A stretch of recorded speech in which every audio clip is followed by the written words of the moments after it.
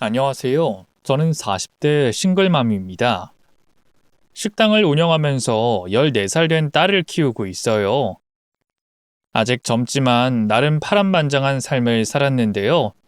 오늘은 특별히 제 전남편과 바람났던 상간녀에 대해 얘기를 해보려고요. 남의 눈에서 눈물 나게 하면 자기 눈에선 피눈물 난다는 말이 있잖아요. 여러분의 꽉 막힌 속을 시원하게 뻥 뚫어줄 사이다가 준비돼 있으니 꼭 끝까지 들어주세요. 사실 전 천의 고아예요. 얼굴도 모르는 부모에게 버림받고 갓난쟁이 시절부터 보육원에서 자랐죠. 몇 번 입양을 갈 기회도 있었는데요. 다 인연이 아니었던 건지 잘 안 됐어요. 그때마다 어린 마음을 참 많이 다쳤네요. 저도 남들처럼 평범하게 누군가의 딸, 누군가의 형제 자매가 되고 싶었거든요.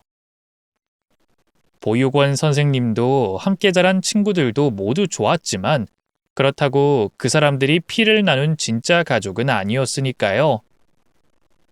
자연스레 제 소원은 하루빨리 어른이 돼 가정을 꾸리는 거였어요. 그 간절한 바람 덕분일까요? 보육원을 졸업하고 들어간 첫 회사에서 동료가 소개팅을 시켜줬는데요. 그때 만난 남자와 바로 눈이 맞아 2년 연애 끝에 식을 올렸죠. 남편은 얼굴이 잘생긴 것도 직업이 좋은 것도 아니었지만 참 착한 사람이었어요. 시부모님도 고아에 가진 거 없는 저를 구박하긴커녕 친딸처럼 아껴주셨죠. 결혼하고 얼마 안 돼 저와 남편을 반씩 닮은 예쁜 딸도 태어났답니다. 정말 얼마나 행복했는지 몰라요. 돌이켜보면 제 인생에서 가장 빛나던 순간이 아니었을까 싶어요. 남편이 달라진 건 딸이 유치원에 들어갈 무렵이었어요. 늘 6시 땡치면 칼퇴하던 사람이 언젠가부터 일을 핑계로 집에 늦게 들어왔고요. 주말에도 친구들과 낚시를 간다, 등산을 한다, 밖으로만 돌았죠. 바보같이 그때까지만 해도 아무 의심도 하지 않았는데요. 어느 날 빨래를 돌리려고 남편이 입던 셔츠를 들어 올리는데 희미하게 낯선 향수 냄새가 나는 거예요. 저도 남편도 생전 향수라고는 뿌려본 적이 없거든요. 뭔가 쎄하더라고요.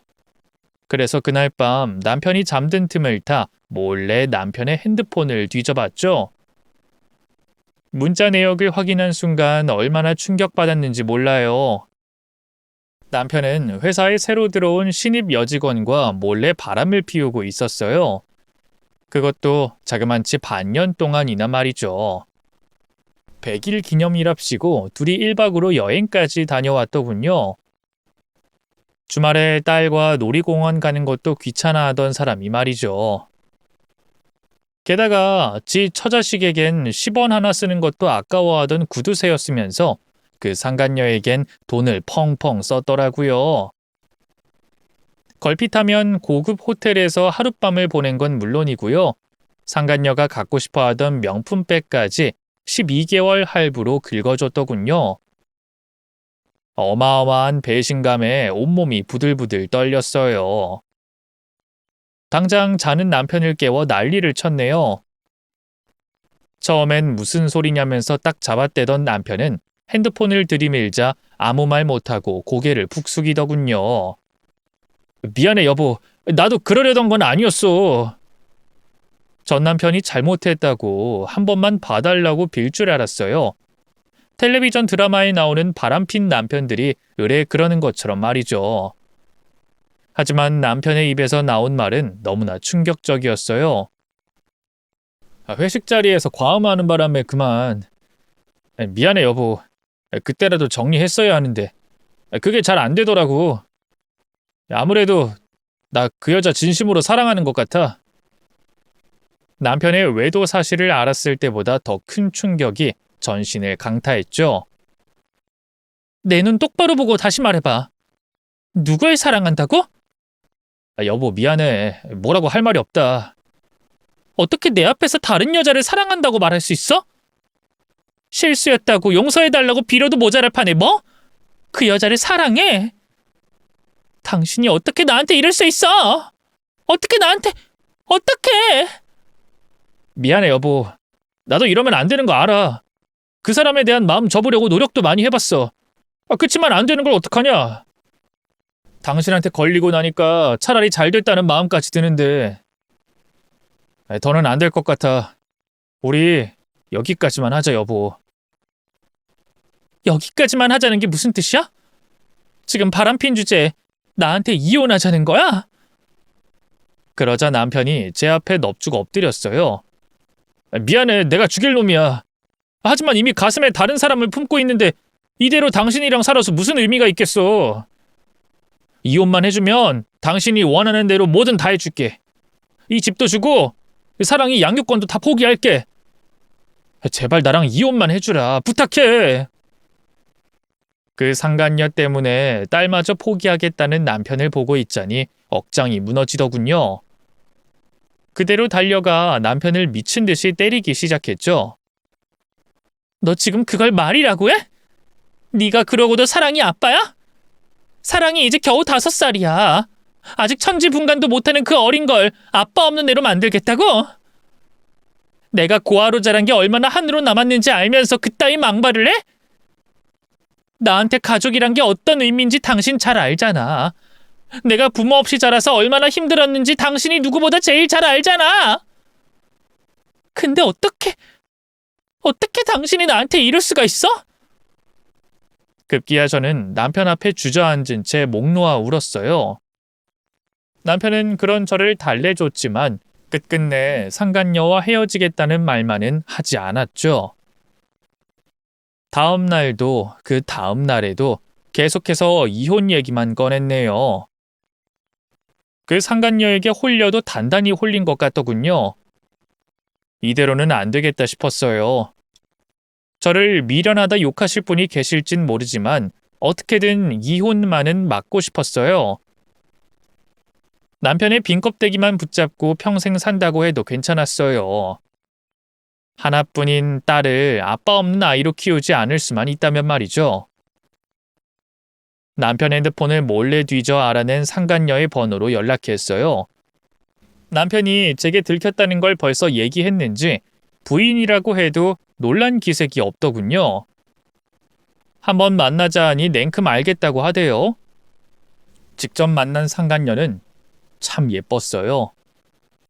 긴 생머리에 쌍꺼풀 진 커다란 눈과 오똑한 코, 도톰한 입술까지 무슨 텔레비전에 나오는 연예인 같더군요. 이미 살림과 육아에 찌들어 아줌마가 된 저와는 비교도 할 수 없이 빛나 보이더군요. 그런 초라한 마음을 애써 숨긴 채 입을 열었어요. 제 남편하고 어떤 사이인지 다 알고 있어요. 한 번은 용서할 테니까 헤어져 주세요. 그러자 상간녀가 피식 웃더군요. 누가 봐도 명백한 비웃음이었어요. 그쪽이 뭐라고 절 용서하고 말고 해요? 사랑에 빠진 게 죄는 아니잖아요. 뭐라고요? 남의 남편 빼앗아간 주제에 뭐가 그렇게 당당해요? 헤어지겠다고 말해요. 더는 안 만나겠다고 말하라고요. 안 그럼 회사에 다 알릴 거예요? 제 협박 아닌 협박에도 상간녀는 아무렇지 않아 보였어요. 알리고 싶으면 어디 알려봐요. 나만 잘릴 것 같아요? 승준 씨도 같이 잘리지. 그리고 애초에 왜 저한테 와서 헤어지라 말아 하세요? 그냥 승준 씨한테 얘기하면 되잖아요. 왜요? 승준 씨가 나랑은 못 헤어지겠대요? 그쪽보다 날 더 사랑하니까? 어쩜 그렇게 뻔뻔한지 당장이라도 목을 졸라버리고 싶더군요. 결국 분을 이기지 못하고 벌떡 일어나 소리쳤어요. 야! 너 남의 가정 파탄 낸 상간녀 주제 뭐가 그렇게 당당해? 우리 딸이 지금 몇 살인 줄 알아? 고작 5살이야. 5살! 욕정에 눈 멀어서 그 어린애한테서 아빠를 빼앗고 싶니? 넌 부모도 없어? 긴 말할 거 없고 당장 내 남편이랑 헤어져. 안 그러면 회사는 물론이고 너네 부모랑 친구들한테도 전부 다 알릴 테니까. 이봐요, 아줌마. 어따 대고 반말이에요? 이렇게 모의상식하고 경우가 없으니까 남편이 바람난 거 아니야. 승준 씨가 나한테 아줌마 욕을 얼마나 많이 했는 줄 알아요? 애 낳고 살만 뒤룩뒤룩 쪄서 돼지 같대. 여자로 느껴지지도 않는데. 그런데도 승준 씨가 바람난 게 내 탓 같아요? 아줌마가 여자로서 자기 관리 못한 탓 아니고? 뭐? 너 지금 말 다 했어? 아니, 덜 했는데요. 전 무서울 거 없어요. 어차피 승준 씨랑 결혼하면 회사 그만두고 집에서 살림하려고 했으니까. 그리고 저희 부모님도 이미 승준 씨에 대해 다 알고 있거든요. 난 거리낄 거 없으니까 말하고 싶으면 말해요. 상간녀는 보통이 아니었어요. 제 겁박에 두려워하긴커녕 코웃음만 치더군요. 왜 그렇게 당당한가 했더니만 알고 보니 상간녀 집안이 보통이 아니더군요. 아버지가 유명한 대학 교수에 돈도 많았어요. 하나뿐인 외동딸이라 어릴 때부터 뭐 하나 부족한 거 없이 자랐더라고요. 그걸 알고 나니 스스로가 어찌나 비참하던지요. 딸만 아니었다면 극단적인 선택을 했을지도 모르겠어요. 어쨌든 그 뒤로 남편은 제 눈치도 보지 않고 대놓고 상간녀를 만났어요. 그 여자와 달리 기댈 만한 친정도 없는 아내가 우스웠던 걸까요? 급기야 저와 딸을 버리고 집을 나가버리기까지 했네요. 상간녀와 따로 살림을 차린 거였죠. 참다 못해 남편 직장과 시댁 그리고 상간녀 집안에도 불륜 사실을 알렸어요. 하지만 남편 직장은 상간녀가 자진 퇴사하는 걸로 일이 마무리됐고요. 믿었던 시부모님마저 남편 편을 들었죠. 미안하다 어머마.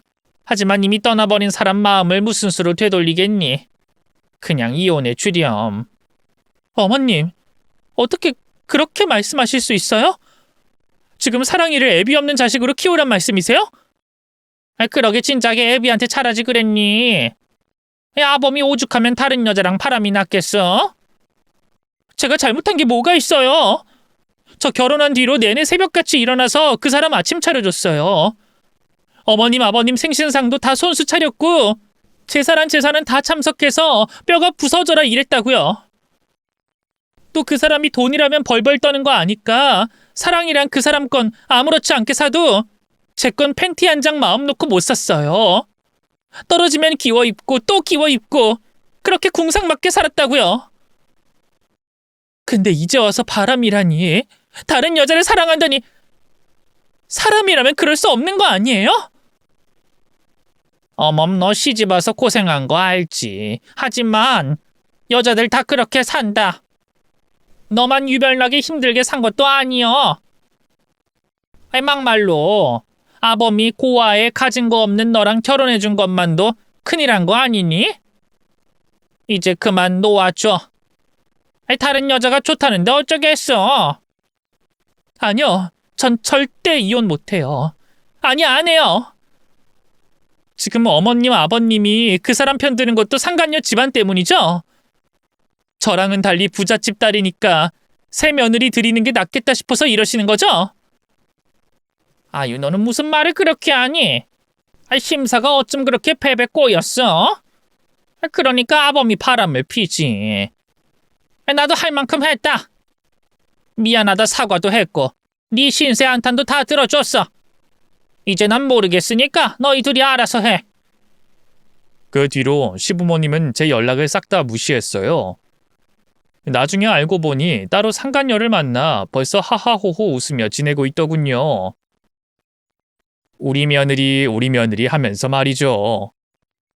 만남을 반대하던 상간녀 부모도 하나뿐인 외동딸의 고집에 결국 져주고 말았다 하더라고요. 홀로 적진에 선 채 1만 대군을 상대하는 기분이었어요. 따로 상간녀 소송을 걸었지만 그것만으로는 분이 풀리지 않더군요. 남편은 어쩌다 한번 연락이 와선 딸 안부도 묻지 않고 이혼해달라는 말만 되풀이했죠. 한 2년간은 절대 이혼 못해주겠다고 버텼는데요. 시간이 흐를수록 그게 무슨 의미가 있나 싶더라고요. 그래서 결국 남편과 이혼해줬어요. 이혼 서류에 도장을 찍어주자 남편은 고맙다면서 꾸벅 고개까지 숙이더군요.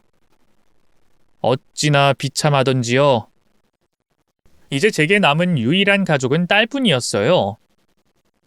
부모의 이혼으로 상처받은 딸을 어떻게든 잘 키우고 싶었죠. 하지만 당장 먹고 살 길부터 참 막막했어요. 이렇다 할 경력도 기술도 없는 아줌마인 저를 써줄 만한 회사는 많지 않았으니까요. 고민 끝에 창업을 하기로 했어요. 제가 원래 음식 하나는 참 잘했거든요. 그래서 남편과 상간녀에게 받은 위자료로 식당을 차렸는데요.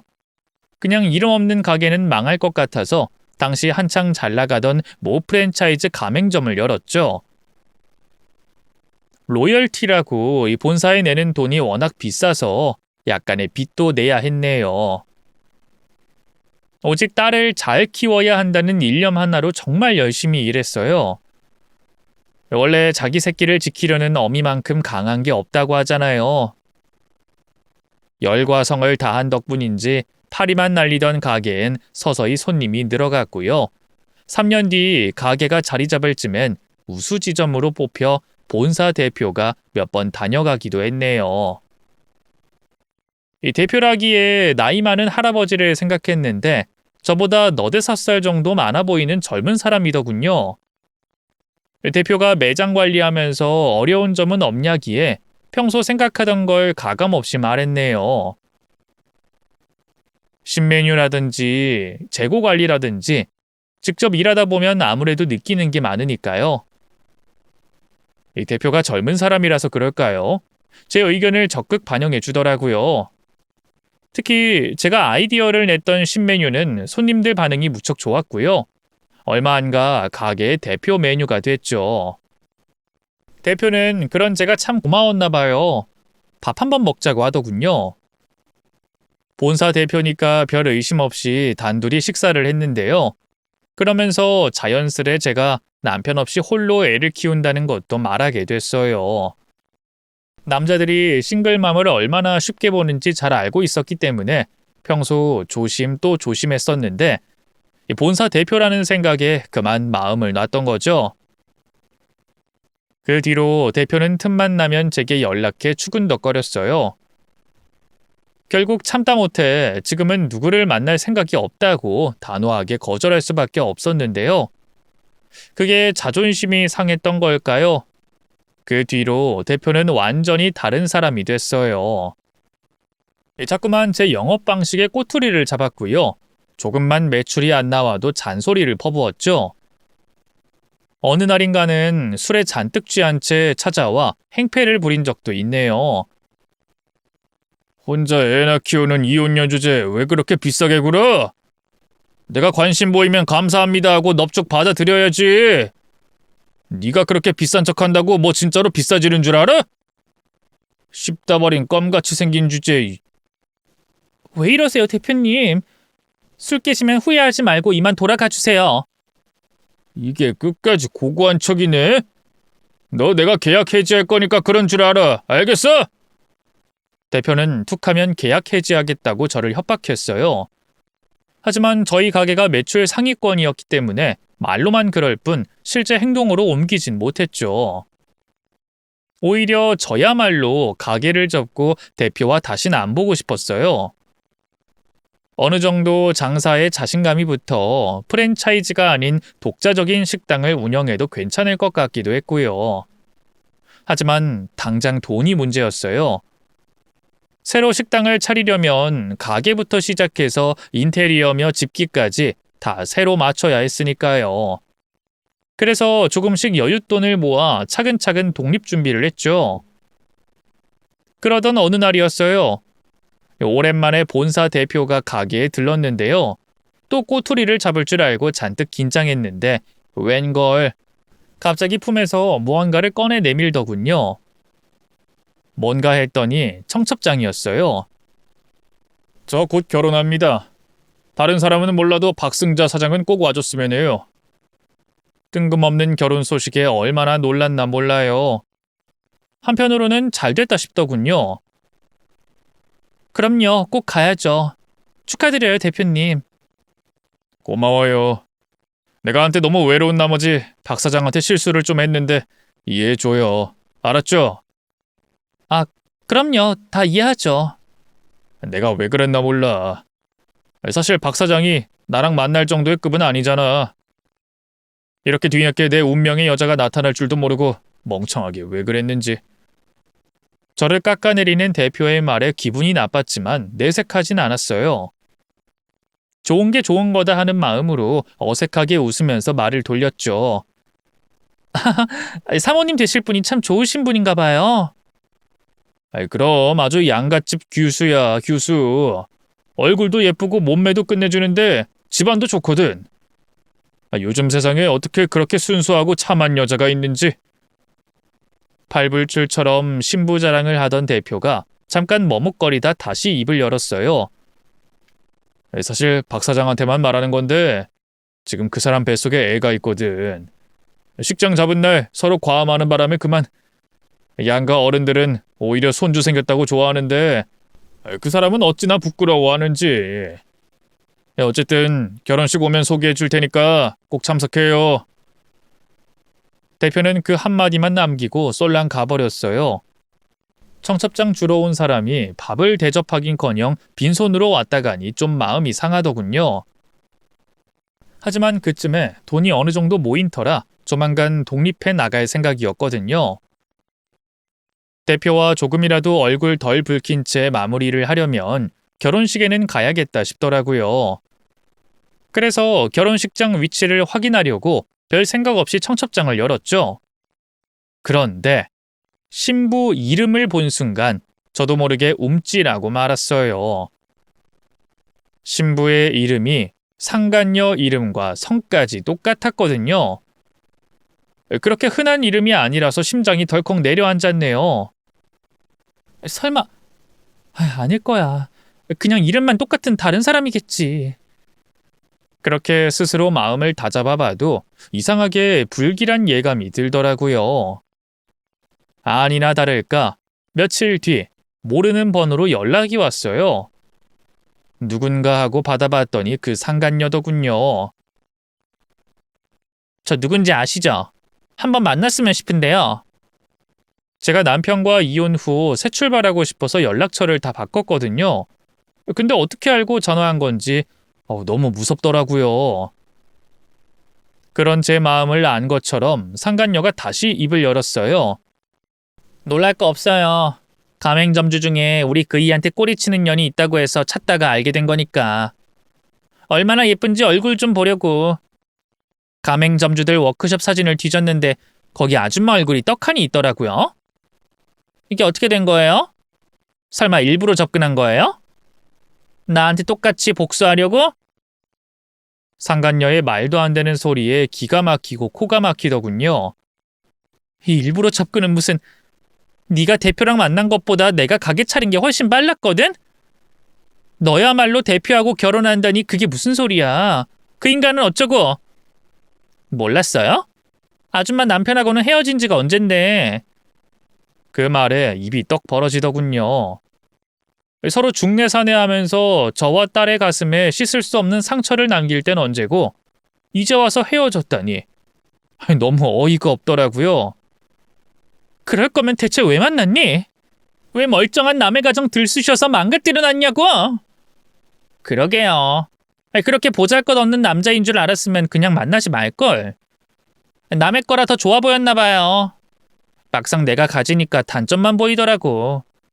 허우대도 별로고 돈도 없고 집안도 우리 집이랑 급이 안 맞고. 그땐 내가 너무 어리고 철이 없었어요. 뭐? 너 지금 그걸 말이라고 해? 너 임신했다며. 애엄마가 됐는데도 아직도 모르겠어? 네가 나랑 내 딸한테 얼마나 큰 잘못을 한 건지? 그러자 상간녀가 왈칵 성을 냈어요. 지금 우리 애기랑 감히 아줌마 딸을 비교한 거예요? 아줌마 딸이야. 천의 고아에 별 볼 일 없는 거렁뱅이인 아줌마를 엄마로 뒀으니까 그런 거고 내 딸은 귀하게 곱게만 키울 거거든요? 웃겨 진짜. 긴 말할 거 없고 더는 우리 그이한테 꼬리치지 마세요. 그리고 며칠 전에 우리 그이가 청첩장 줬죠? 혹시나 해서 말하는데 절대 오지 마요. 오면 가만 안 둘 줄 알아요? 상간녀의 그 가짜는 협박에 기가 막혔어요. 대표에게 자기 과거를 비밀로 해달라고 빌어도 모자랄 판에 말이죠. 네가 무슨 자격으로 청첩장 받은 사람한테 오라 말아요? 왜? 내가 너 내 남편이랑 바람났던 상간녀라고 말할까봐 겁나니? 그래서 죄짓고는 못 산다는 말이 있는 거야. 이제 좀 알겠어? 지가 무슨 죄를 지었는데요? 아줌마 남편이 저한테 홀랑 빠졌던 게 어떻게 제 잘못이에요? 그리고 위자료 달라고 소송 걸어서 돈도 다 줬잖아요. 그럼 이제 저한테 이렇게 막말할 권리도 없는 거죠. 안 그래요? 상간녀는 여전히 뻔뻔했어요. 잘못을 뉘우치긴커녕 더욱더 철면피가 됐더군요. 새삼 가슴속에 잊고 있던 분노의 감정이 끌어올랐어요. 그걸 아는지 모르는지 상간녀는 계속해서 쉴 새 없이 지 할 말만 했죠. 제가 그 사람한테 오늘 아줌마에 대해 다 말했어요.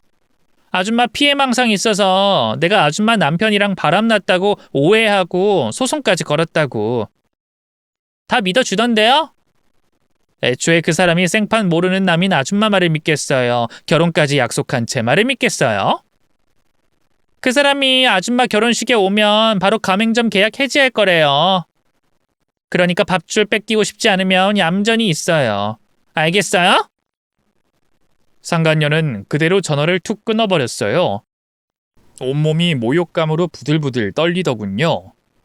여전히 저를 지 발에 붙은 때만큼으로도 여기지 않는 상간녀에게 화가 났어요. 잊고 있던 복수심이 불쑥 솟아나더라고요.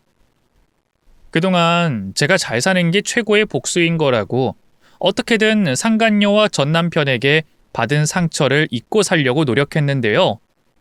사실 그게 진정한 복수는 아니잖아요. 그 증거로 상간녀는 떵떵거리며 살다 제 남편 차버리고 이제 부자 남자 만나 새 출발하려는 중이었죠. 다신 얼굴도 못 들고 다니게 인생을 망쳐주고 싶었어요. 피비린내 나는 복수를 하고 싶었죠. 가짜는 수작과 모진 막말로 절 힘들게 했던 대표도 마찬가지였어요.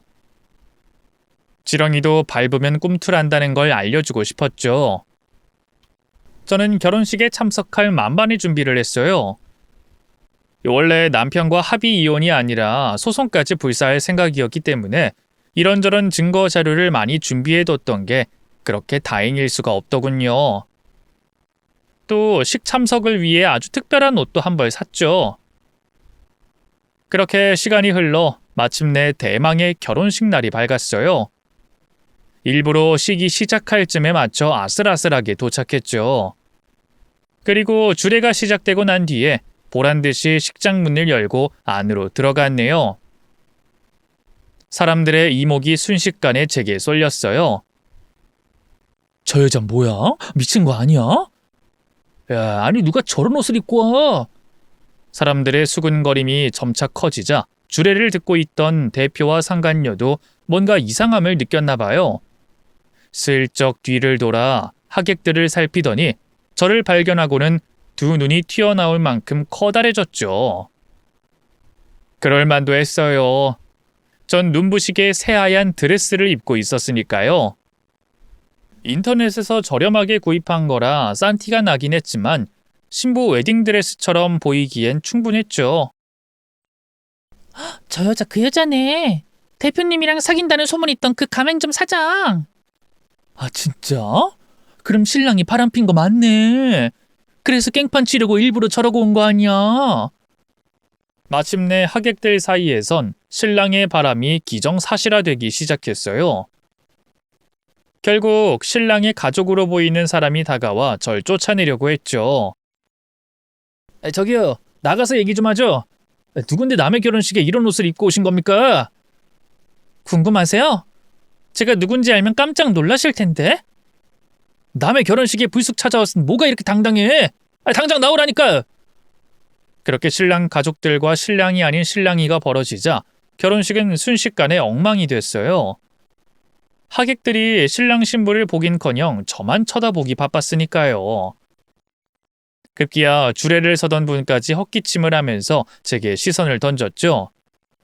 그러자 안 되겠다 싶었나 봐요. 단상 위에 서 있던 대표가 버진로드를 건너 성큼성큼 제게 다가오더군요. 이봐요, 박 사장. 지금 이게 뭐 하는 겁니까? 남의 결혼식에 이 꼴로 나타나선 무슨 행패를 부리는 거냐고요? 남들이 보면 오해할 거 아니에요?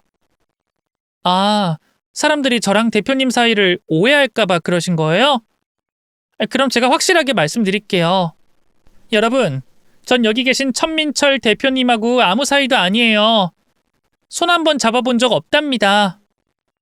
대표님이 술 먹고 찾아와서 자꾸만 가짜는 행패를 부리긴 했는데요. 을인 제가 뭘 어쩌겠어요. 이혼하고 혼자 애 키우는 주제 비싸게 군다. 한번 자주는 게 뭐 그렇게 어렵냐. 뭐 이런 모욕적인 말을 듣고도 그냥 꾹 참았죠.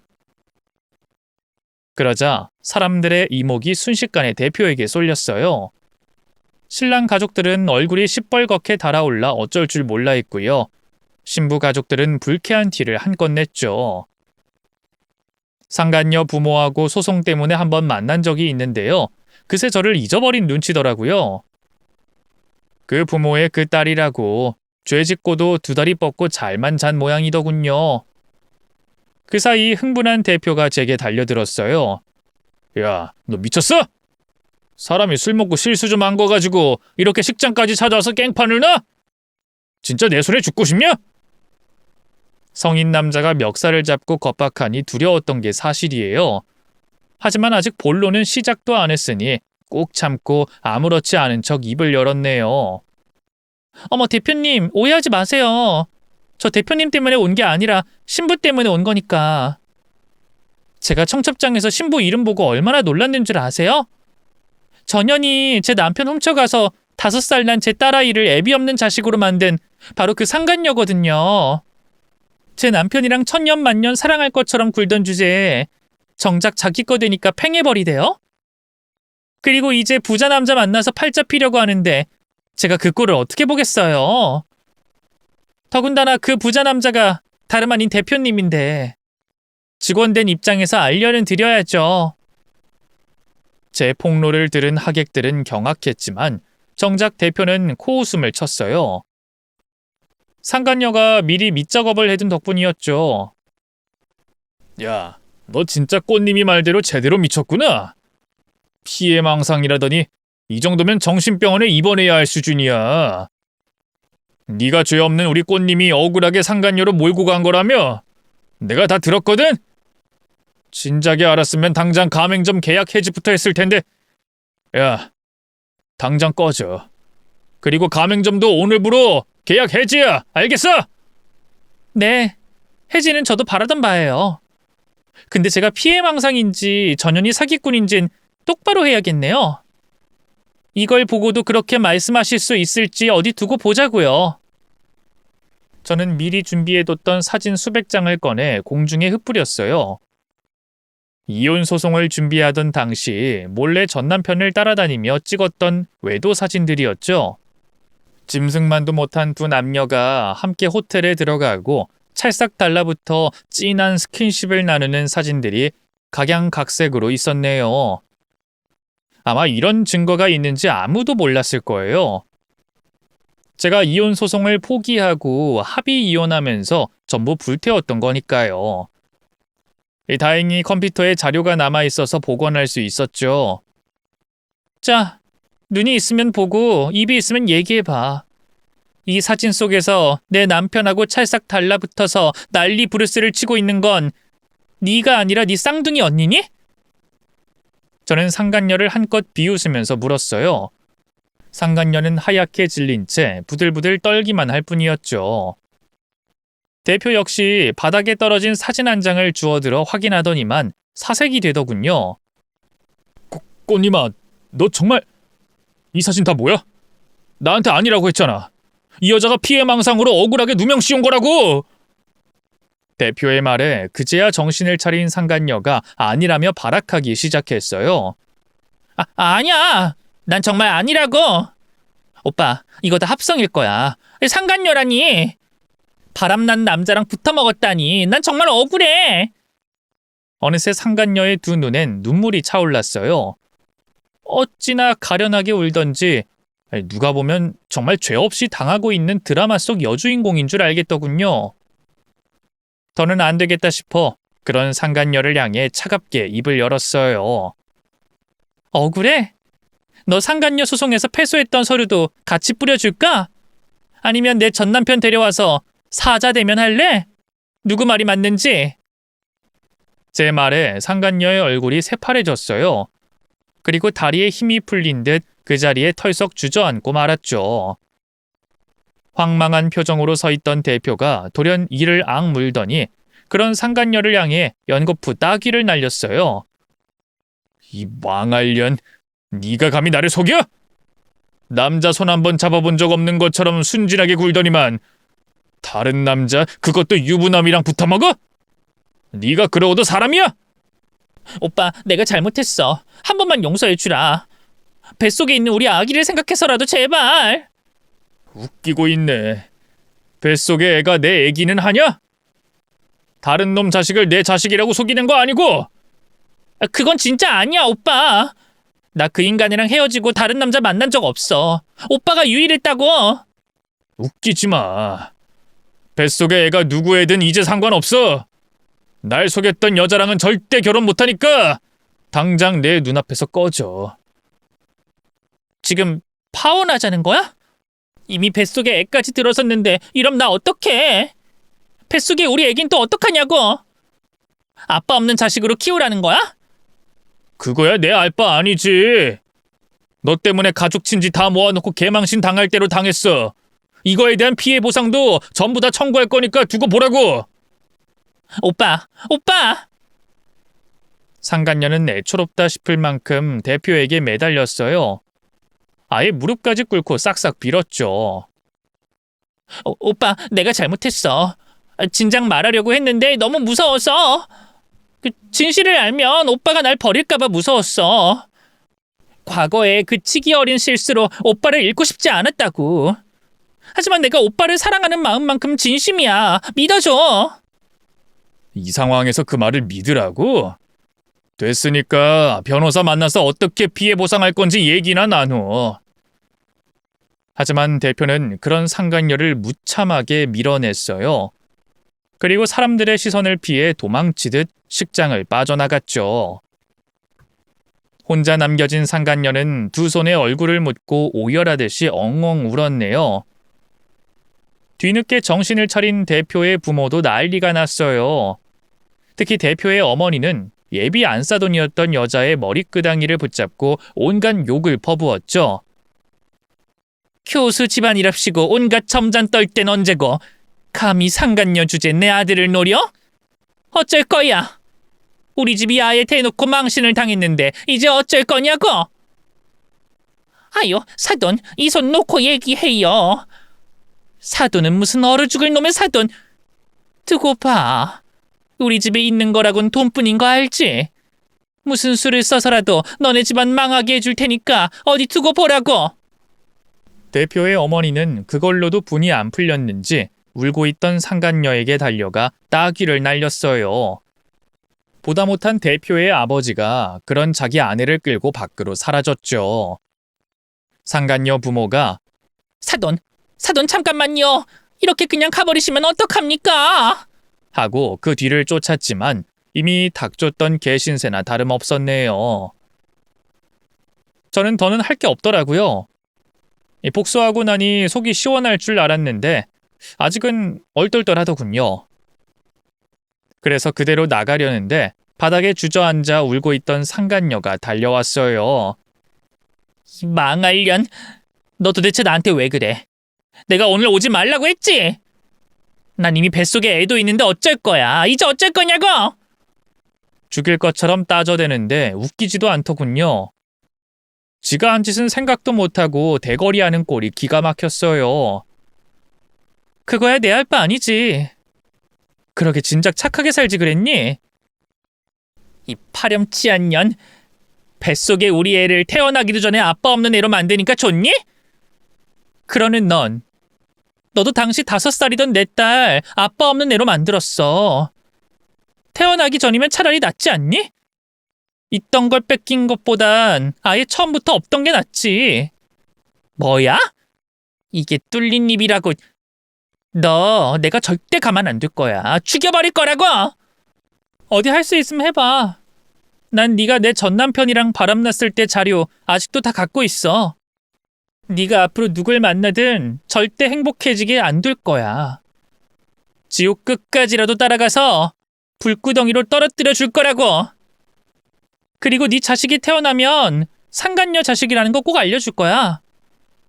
그 애가 다니는 유치원이랑 학교에도 다 알려서 얼굴도 못 들고 다니게 만들 거라고. 알겠어? 제 협박에 왈칵 겁이 난 걸까요? 상간녀가 갑자기 제 발치로 기어와 매달렸어요. 이러지 마세요. 이미 끝난 일이잖아요. 우리 악연 계속 이어가봐야 서로 다치기만 할 뿐이라고요. 제가 잘못했어요. 다시는 안 그럴게요. 그러니까 제발 저 좀 그만 놔주세요. 네? 이미 그 자식이랑도 헤어진 지 오랜데 저도 살긴 해야 하잖아요. 그리고 뱃속에 있는 애도 아무 잘못 없잖아요. 제발 용서해 주세요. 그럼 진작에 이렇게 나한테 빌지 그랬니? 넌 내 남편하고 바람났던 순간에도 당당하고 뻔뻔했지. 네가 무슨 잘못을 했냐면서. 도리어 뺏긴 내가 멍청하고 한심한 거라면서 비웃고 짓밟았지? 적어도 다시 연락이 왔을 때 그때라도 잘못했다면서 굽히고 나왔으면 나도 이렇게까지는 안 했을 거야. 근데 넌 오히려 날 협박했지? 여전히 아무것도 가진 게 없는 밑바닥 여자 취급하면서 우습게 여겼고. 이게 다 네 업보 돌려받는 거야. 알겠니? 죄송해요. 다시는 안 그럴게요. 그러니까 제발 저 쫓아다니지 마세요. 글쎄, 그거야 너 하는 거에 따라 다르지. 앞으로 다신 내 눈앞에 나타나지 말고 쥐 죽은 듯이 살아. 알겠어? 제 말에 상간녀는 거듭 고개를 끄덕였어요. 그런 상간녀를 뒤로 하고 저도 식장을 나왔네요. 예상했던 대로 대표는 다음 날 바로 제게 계약 해지를 통보했어요. 상간녀한테 속을 뻔한 걸 어찌 보면 제가 구해준 건데 은혜도 모르고 자길 망신 줬다면서 펄쩍 뛰기만 하더군요. 나한테 살짝 귀뜸해 줄 것이지 왜 그걸 식장에서 그렇게 터뜨려? 누굴 망신 주려고? 제가 말했어도 어차피 안 믿으셨을 거잖아요. 증거가 다 있었잖아. 그 증거 다 가져와서 나한테 얘기했으면 됐을 거 아니야. 제가 왜 그래야 하는데요? 뭐야? 이혼하고 딸 혼자 키우는 저를 우습게 여기고 추근덕거렸던 대표님한테 제가 왜 그렇게까지 해야 하냐고요. 사람들 다 모인 곳에서 터뜨려서 망신 주는 게 낫지. 뭐야? 너 말 다 했어? 아니, 다 못했는데요. 대표님, 아니지. 이제 계약 해지됐으니까 대표님도 아니네요. 야, 너도 인생 그렇게 살지 마. 여자가 조금만 예쁘다 싶으면 달려들어서 추근덕거리고 일은 하나도 안 하니까 브랜드가 크질 못하고 몇 년째 제자리 걸음인 거 아니야. 그나마 매출 올려주던 나까지 나가면 이제 이 브랜드는 망할 일만 남았어. 알아? 야, 네가 뭐 대단한 장사의 신이라도 되는 줄 알아? 이게 의견 몇 번 받아주고 오냐오냐 해줬다고 아주 대표를 우습게 하네? 너 없어도 내 회사는 잘만 굴러갈 거니까 걱정하지 마. 그래, 잘 굴러갈지 아닐지 어디 두고 보자고. 내가 볼 때 넌 장사에도 사업에도 소질 없어. 있는 재산 다 말아먹고 패가망신할 팔자라고. 어차피 따로 가게를 차릴 생각이었기 때문에 더는 두려울 게 없었어요. 대표에게 평소 하고 싶었던 말을 다 퍼부어주고 그렇게 가게를 나왔네요. 제가 사람 보는 눈이 참 정확했죠. 제가 나온 뒤로 대표 회사는 매출이 뚝뚝 떨어져 점차 내리막길을 걸었고요. 결국 5년도 안 돼 쫄딱 망하고 말았어요. 그 뒤로 대표는 나름 이런저런 사업에 줄기차게 도전했는데요. 하나같이 몽땅 다 말아먹고 집안 재산도 다 까먹고 말았죠. 그래도 정신 못 차리고 사업한답시고 사채에까지 손을 댄 모양이더라고요. 지금은 사채업자들에게 쫓겨 도망자의 삶을 살고 있다 하더군요. 그 나이 먹도록 결혼을 못한 거야 말할 것도 없고요. 다시 결혼을 못한 건 상간녀도 마찬가지였어요. 아이를 낳긴 낳았는데 책임질 의지도 능력도 없어 결국 부모 호적에 올렸다 하더군요. 그리고 정작 본인은 사람들의 손가락질을 견디지 못해 도망치듯 시골로 내려갔더라고요. 하지만 발 없는 말이 천리 간다고 거기서도 소문이 쫙 나는 바람에 집 밖으로 외출도 잘 못한다고 해요. 혼삭길 또한 꽉 막힌 거나 다름없죠. 최근 전해 듣기로는 집에 틀어박혀 술만 주구장창 퍼먹다 간경화증에 걸렸다고 하더군요. 그 부모도 더는 안 되겠던지 알코올 중독 치료 병원에 입원시킬 셈인가 보더라고요. 상간녀 애비가 교수직을 은퇴한 뒤로는 집안 살림도 아예 거덜난 모양이던데 태어난 아이만 불쌍하게 됐죠. 뭐 제가 너무했던 건가 싶기도 하지만 뿌린 대로 거둔다는 말이 있잖아요. 다 상간녀와 그 부모가 저지른 잘못을 돌려받은 거라고 생각해요. 그리고 전 남편의 인생 역시 나락으로 떨어진 건 마찬가지예요. 저에 이어 상간녀에게도 버림받고 호레비 신세를 면치 못하고 있는데요. 저랑 부부였을 때 다니던 회사도 잘리고 지금은 공사 현장에 나가 막노동을 하며 산다더라고요. 본인은 어떻게든 감추려고 하는데 공통 지인에게 듣기로는 요즘 도박에 푹 빠졌다고 하더군요. 그나마 모아뒀던 돈도 다 거덜났고요. 전 시부모님 재산까지 빼돌린 바람에 그분들도 당장 길거리에 나앉을 판이라고 하대요. 가끔 딸이 보고 싶다면서 남편에게 연락이 오곤 하는데요. 그때마다 무시하고 있습니다. 처자식보다 상간녀를 택했을 땐 언제고 자기 사정 아쉬워지니 이제 와서 가족이랍시고 찾는 게 웃기지도 않아서 말이죠. 앞으로도 다시 볼 일은 없을 것 같아요. 반면 저는 남부럽지 않게 행복한 삶을 살고 있어요. 본사와 가맹점 계약 해지를 당한 뒤 따로 모아뒀던 돈으로 가게를 차렸는데요.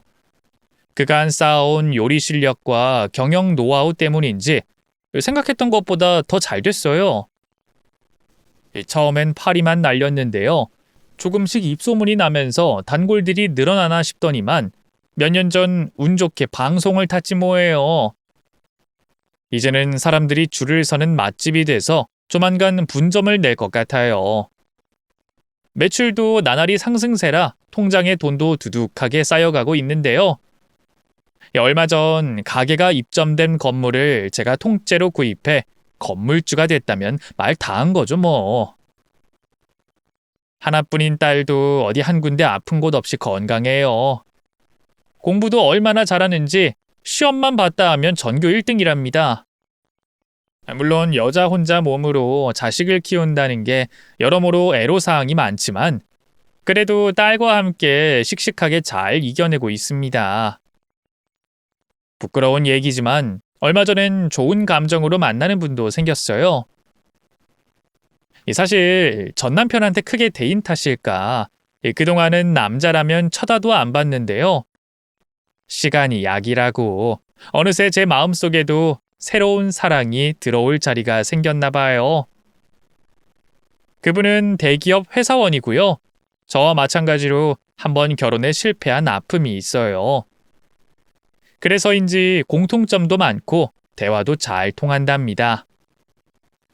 아직 조심스럽게 서로를 알아가는 단계지만 그래도 점차 좋은 관계로 발전할 수 있지 않을까 싶어요. 큰맘 먹고 용기 낸 사랑인 만큼 부디 결실을 맺을 수 있었으면 좋겠어요. 여러분도 응원해 주세요. 긴 얘기 들어주셔서 감사합니다. 모두 건강하세요.